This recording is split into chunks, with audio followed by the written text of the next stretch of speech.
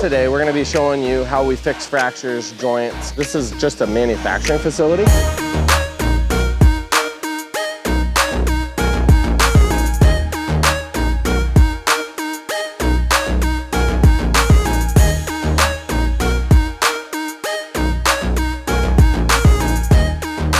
It's really important with concrete, wood, anything that's porous, as the epoxy penetrates into it, it's gonna be releasing air.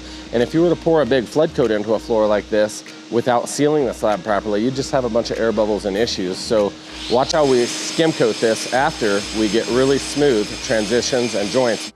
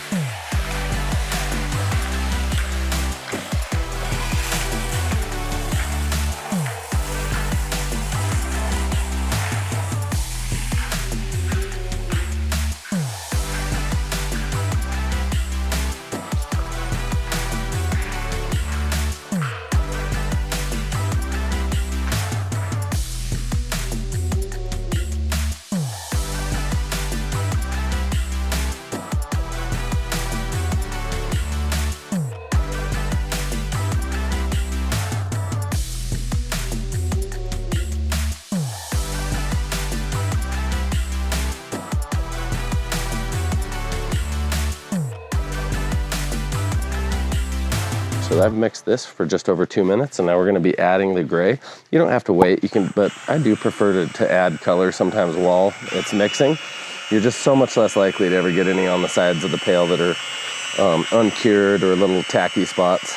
So just be thoughtful with your pigment. This floor is already primed for color, so we don't need a ton in here.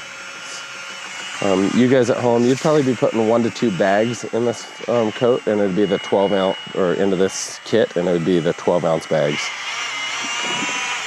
Make sure to click on the link in the top for the mixing instructions, and they'll be very detailed for you. I'm gonna start out just running a thin bead around my edge, and I want it close enough to my edge to where I'm not working really hard to get it back up to cut in that edge.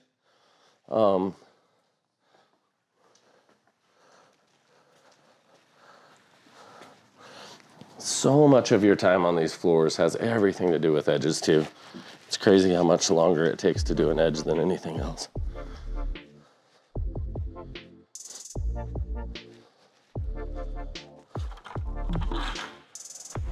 I try to never walk around my job site with my bucket dripping. Now I will. I'm usually gonna start out by pushing this backwards like this, because it's like the easiest way to kind of cut into my wall like that, you know, almost in all cases. So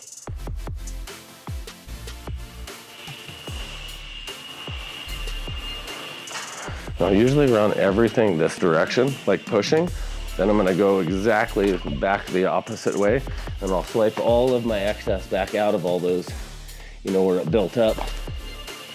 But then I'll use it, that usually leaves you a pretty clean start on a cut-in floor.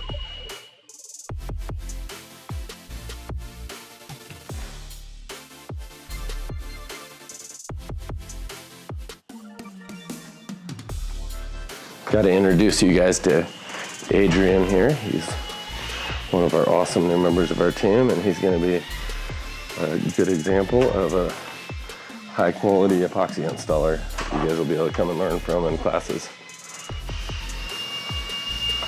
If you notice, I don't baby it too much. push it up there, let it be.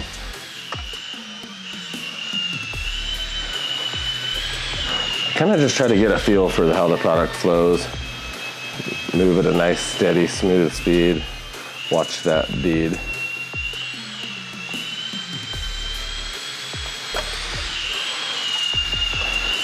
And now,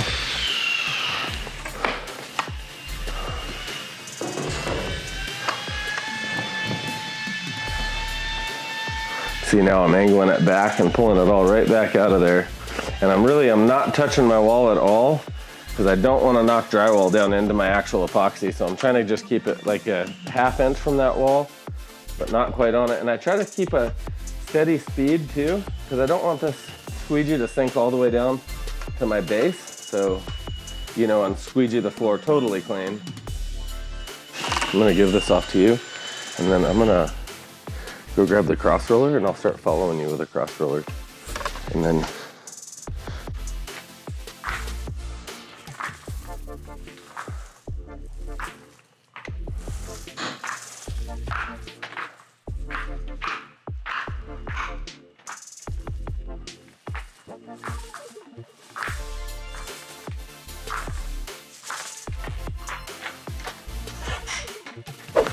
see how I'm spraying very full coverage on the floor?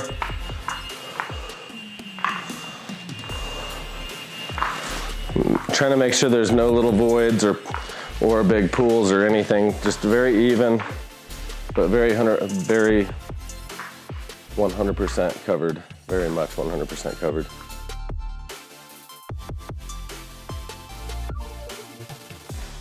This will really help. This alcohol will really pop any little air bubbles. Help things self-level. And for such a wonky shop floor, it's turning out pretty good.